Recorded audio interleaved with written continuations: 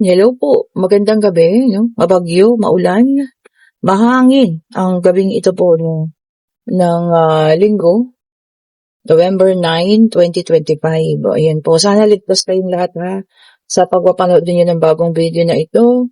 Lumalakas na ang hangin dito sa Metro Manila.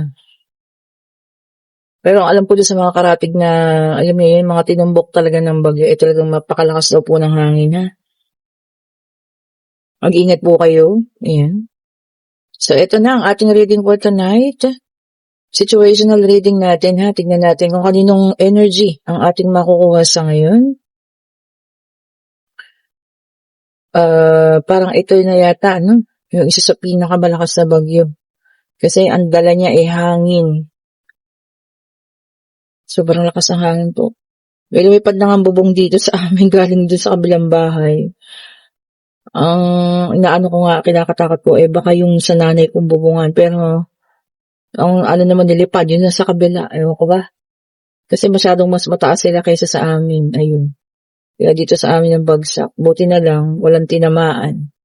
Okay, continue na tayo. And then, meron tayong 3 of Cups. And meron tayong King of Cups. Okay po. Puro kopas. Ay, oh. Tignan nyo naman. Meron tayong 3 of Swords. Ayan. And then, meron tayo ritong 8 of Swords. Okay po. Yung aking wind chime dito, naririnig niyo ba? Tunog ng tunog. Dahil na malakas ang hangin. Ano siya? Oh, ikot ang ikot. Then, meron tayong Page of Pentacles. Dalawa na lang para sa ating situational reading. Salamat po sa mga nagpapa-early booking ha. Inuulit ko po kung gusto niyo ng private reading, magpa-book na po kayo ha. Okay po. Doon sa mga nagtatanong ng link, mga gustong umorder, gustong magpa-reading, nandiyan na po sa comment section. Ako lang po yung naglalagay dyan to book a private reading. Ayan, please click the link. Ako po yan ha. Tignan nyo lang yung ano ko dyan. Iniiwan kong message po dyan sa comment section. Para makausap nyo na ako, no? Kasi ang daming nagtatanong doon sa comment section. Ayan. And meron pa tayo ditong the full. Okay po ha. Meron akong tao nakikita dito na nagkakaroon ng addiction sa pag-inom. Ayan ha. Ayan. Tignan dito ha. Partying, inuman, ano. So, maaaring itong ating King of Cups. Ayan. Nagkaroon kayo ng third party situation. Siya naman yung umalis, hindi naman ikaw. O, diba? Hiningi niya yung kalayaan niya sa'yo. May nakikita rin ako ditong taong nakatahimik lang, ano. Nagsisimulang umuli, bumabangon, or bumangon na ito. Kasi focus dito sa enerhiya niya, no, ng paghahanap buhay sa financial. Okay. Ngayon, ang problema lamang dito sa taong ito, kapag ka po siya ay nakainom, kasi parang nagkakaroon siya ng addiction sa pag-iinom, ha? Ikaw, yung kanyang nagiging, topic. Kahit sino kanyang kainuman, ano? Ikaw pa rin, yung buwan ng kanyang bibig. Bakit ganun? Nagtapos na kayo, O, diba? Bakit ikaw, yung ginagawa niyang pulutan kapag ka siya ay nakainom? So, yun po ha, kung kanino siya nakikipagkaroon ng session, tumaan session po, ikaw yung kanila na pag-uusapan. Kaya siguro pagka minsan, parang nakakaramdam ka na parang naliligalig ka. Lalo na kung Sabado at Linggo, na wala namang hanap buhay at oras ng pahinga, yun po ha, ikaw pa rin ang topic niya. So, sa palagay ko, ang taong ito hindi pa nakaka-move on.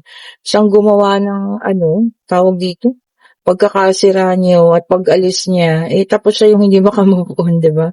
Saka yung gumawa ng third party, ayan siya yung meron ha. Okay po, siya rin humingi ng kalayaan. Ikaw naman, nag-aayos ang buhay. O, ayan ha. Kaya lang, meron kasi siyang pakiramdam na parang natrap na siya dito sa ganung sitwasyon. So, kung akala mo hindi siya nasaktan, hindi siya nakaramdam ng pain sa pag-alis mo, hindi naman din pala, nasaktan din pala tong nimal na to, nimal. O, di ba po? Kasi bakit paulit-ulit na binabanggit ka niya, kinukwento ka niya sa mga tao, oras na nakainom, oras na may kargadong alak sa katawan. Bakit ikaw, yung gusto niyang topic? O, eto na. Ang kasagutan, mahal ka pa rin. O, di ba? Ikaw yung past niya na hindi niya talaga makalimutan. Oh, baliktad na nangyari. Ikaw na yung hindi niya makalimutan ngayon, ano? Ikaw na yung the one that got away. Oh. Kung dati, ikaw pa yung nagtatatanong tungkol sa kanya, ngayon baliktad na. Siya na po yung nagtatatanong tungkol sa'yo. Okay. Ganun talaga, diba? Siningil na ng kapalaran, siningil na ng universe. Nakikita niyo ba yung shadow ng aking wind chime? Ikot ng ikot po, ayan, oh. Kagabi pa yan siya ganyan. So, sabi ko nga mukhang medyo mahangin talaga, malakas ang hangin. At alam niyo, yun yung dala ng bagyo hangin eh. Hindi gaanong maulan po, pero hangin. And then, meron tayong Ace of Cups. Ayan, para sa'yo, no, new beginning. At meron kang celebration na maaaring gagawin. Siguro birthday mo, birthday ng isang kaibigan mo, kakilala, ng bago mong minamahal, ano. So, magkakaroon kayo ng celebration. Ayan. So, mo yun, ano, pagka nakainom siya, ikaw pa rin. Alam niyo ba na ang taong nakainom daw po, yan ang alam niyo yun, yung mga pinagsasasabi niya, yun yung pinakatunay. Kumbaga yun yung totoong nararamdaman niya. Oh, 'di ba? Totoo yun ha. 'Di ba minsan naman sa buhay niyo, aminin ninyo ha, na kayo po ay nalasing din. At talagang merong minsan na talagang nag-iiyak kayo, no? At yung iyak na yun talaga yung nararamdaman ninyo nung mga panahon na yun. Oh. So kung siya, sasabihin niya, ay hindi, nakwento ko lang yun kasi lasing ako. Hindi po. Yun ang tunay niyang nararamdaman. Hindi niya maibulalas, hindi niya maisiwalat, ano. Siyempre, nandun na siya sa third party niya, kay Bakekang eh. And dito, no, meron kayong, napaka-generous mo pala. Siguro yan pa yung isang hindi niya makakalimutan sa'yo, no? Yung pagiging, generous. 'Di ba? And being generosity daw. Kapag bigay, hindi ka madamot. Yan po. Siguro yung, niya ngayon, si Bakekang, puro kabig ng kabig sa kanya lang. Hindi man lang siya inaalala. 'Di ba? So, laki ng differences ninyo. Lang yan to, kung kailan lasing, saka 'di ba? And meron tayo ditong Ten of Cups. Ay, napakaganda nito, no? Reunion and homecomings. Ayan, kung nasa ibang bansa ka, kung uuwi ka ngayon ha. Ayan, para sa'yo yan. Magiging masaya daw po. Reunion with siblings, with relatives. Ayan ha. Or, kung po pwede rin may bago ka ng pag-ibig. Ayan, magkikita na kayo. Di ba naman? Pero ito talaga si si Nimal. Wala talagang pagsidla ng kanyang kalungkutan sa ngayon. Tingnan nyo yan. And dito pala sa Ten of Cups na natin, nakasiyahan ng buong pamilya. So sa'yo ngayon, siguro yun lang yung priority mo, maging masaya, healthy, walang sakit ang family, no? Wala ka nang ibang iniisip, kundi na yun lang. And Three of Pentacles, ayan naghahanap siya ngayon ng attention. Attention kasi baka hindi naman siya nabibigyan ng pansin dun sa taong sinamahan niya. Di ba sabi ko nga baka puro pakabig lang si Bakekang. Hindi rin marunong magbigay. Sa umpisa lang magaling. Ngayon, baka nasanay siya sa'yo na siya yung center of attention. Di ba? And sabi rito, no cheating. Ayun na nga. So nagkaroon talaga ng cheating. Hindi na iwasan. Nahulog sa iba. Yung nakasanayan, pinagpalit na. Di ba po? So, ayun na.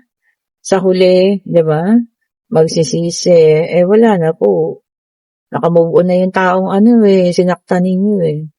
And then, Two of Swords. Ayan. So, ito, decision making. And, kailangan niya rin harapin ang kanyang takot. Yung mga takot niya sa katawan, kailangan niya pong harapin yan, ha? Kung ang takot niya ay tungkol kay Bakekang, well, kailangan niya harapin yun. Pero feeling ko ang takot niya ay ikaw. Diba? Kasi, nararamdaman niya na talagang tuluyan ka nang kumakawala sa buhay niya. No? Kung follower mo yan. Follower mo na lang yan sa social media eh. Hindi mo na siya friend po. No? Kung binlock ka ng taong ito, no? Tapos ikaw, hindi mo naman siya binlock. Ayan, gumagawa ng ibang account yan para makita ka lang. Or, nangihiram siya ng Tinitingnan niya sa Facebook ng iba kung kamusta ka na. 'Di ba? Kaya ganyan siya, eh. So, kapagka nakainom, ano-anong pinagsasasabi, 'di ba po? Ito tignan natin para sa iba naman, ha. Ayun, sa mga nagtatanong, ano po general reading ang ginagawa natin, ha. All zodiac sign po ito. Hindi po 'to personal reading, this is a general reading po. And meron tayo ditong Six of Swords, naka-reverse, air sign, Gemini, Libra, and Aquarius. Okay? And sabi niya rito, ha, sabi niya resistance to change, ayaw ng pagbabago, nakastuck lang, stagnant lang, ayaw ng mga ayaw ng umalis doon, bakit naman? Minsan kailangan din natin po ng pagbabago, baka nasanay na, Minsan nga sa trabaho, 'di ba, kapag paulit-ulit na lang yung ginagawa mo, parang nakakasawa na rin po. So, minsan kailangan natin din ng pagbabago, 'di ba? And then, huwag tayong matakot sumubok, 'di ba? Dahil minsan sa pagbabago nandodoon yung yung pag-ayos. And then, King of Cups, water sign naman ito, Cancer, Scorpio, and Pisces. Ayan. Sabi niya rito, supportive leader. Ayan. Baka isa kang supervisor, isa kang leader sa isang kumpanya, pero napaka-supportive mo naman daw po, which is good. Tama po yun, ha. Bigyan natin ng support yung mga mas mababa. Lalo na yung mga medyo mahina pa. Ayan, palakasin natin yung loob. Di ba naman? And then, meron tayo dito, the Empress, Earth sign, in reverse. Naka-reverse ang ating the Empress. Ayan. Sabi niya rito, sabi niya in action. So, may mga gagawin kayong kailangang actionan na. Ayan. So, kung ano man ito, gawan na raw po ng action, wag nang ipagpaliban. Ayan. Baka mas maaring mas malaki yung maitutulong nito, ha, sa inyo. Kaya actionan na raw daw po. And then, 9 of Wands, a fire sign. So, dito pa lang sa unang lapag ng ating deck of cards, lumabas lahat ng sign, ha. Fire sign, Aries, Leo, and Sagittarius. So, una, air, tapos water, earth, and fire. Ang ganda. Diba? And then, sabi niya rito na, stand still. Ayan. Sabi niya rito, tapangan mo pa. Kung ano man itong ipinaglalaban mo, talagang ipaglaban mo siya, tumayo ka, 'di ba? Stand still. 'Di ba? Huwag kang papakabog, huwag kang papatalo dahil kung alam mong tama ka, ikaw rin po ay ikaw po ang magwawagi, ha. Kung ano man 'yang nalalaman mo or alam mong tama, 'di ba? And meron tayong the Devil, Earth sign naman ito. Ayan. Naku, sabi dito, ha, merong isang taong nakadepende na sa'yo. So, hindi ito nakakakilos ng sarili niya. Laging ikaw na lang yung tinatanong, which is hindi maganda, ha. So, turuan mong maging dependent itong taong ito, independent, hindi yung lagi na lang siya nakasandal sa'yo po. Kasi mahirap, paano pag ikaw yung mawalan, di ba? Kanino ka naman hihingi ng tulong? So, turuan niyo po. Wag po nating palaluin na bigay tayo ng bigay, kundi bagkus turuan natin. Okay, and then meron tayong 10 of Swords, air sign, Gemini, Libra, and Aquarius. Ayan. Sabi niya rito, betrayal and loss. So, ayan.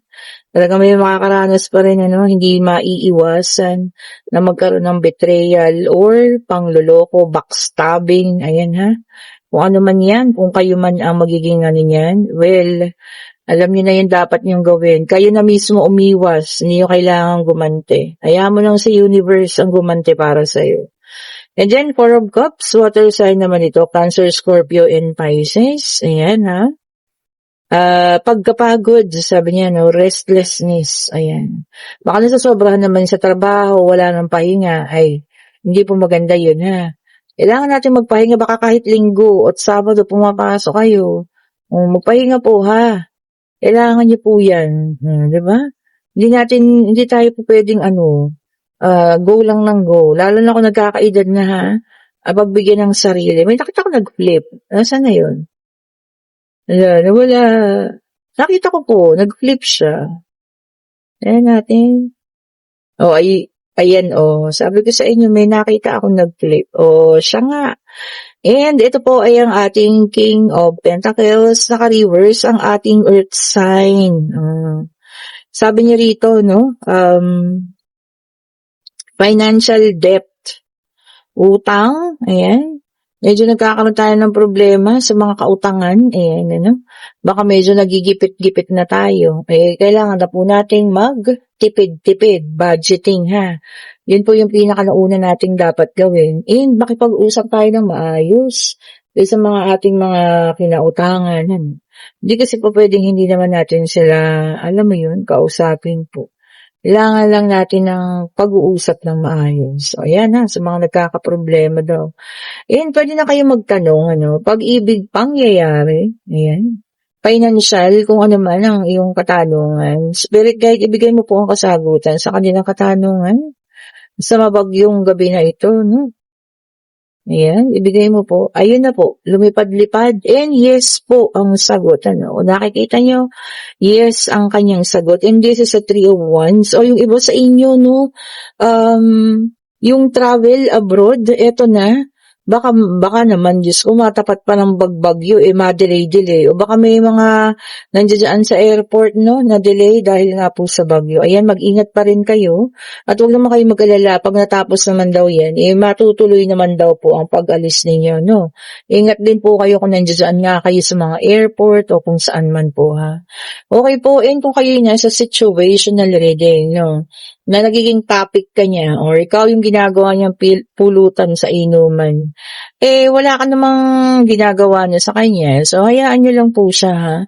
Hindi niyo naman din kasi siya pwedeng pagsabihan or ano man kasi baka nakakarating din sa'yo yung mga kwento-kwento niya, no. Pero para sa akin, huwag yun ang pansinin kasi past na siya, Tapos na po siya. So, kung ikaw nakamove on na, siya po ay malinaw na hindi pa siya nakamove on. Diba, no? Kapit na kapit pa rin siya dun sa nakaraan ninyo. Okay po, thank you so much for watching. Sa lahat kong gusto ng reading, ha, nandyan na po yung link. Inuulit ko, i-click nyo na lang. At kung gusto niyo ng ating mga bracelet, ayan, nagagandahang bracelet, ayan po, ha. Ulitin ko po, dalawa ang citrine, ha. Ito pong citrine na original ay siya pong may parang bula-bula sa loob. Kung makikita nyo, no. At ito pong citrine mantra, ito po ay clear lang, ayan.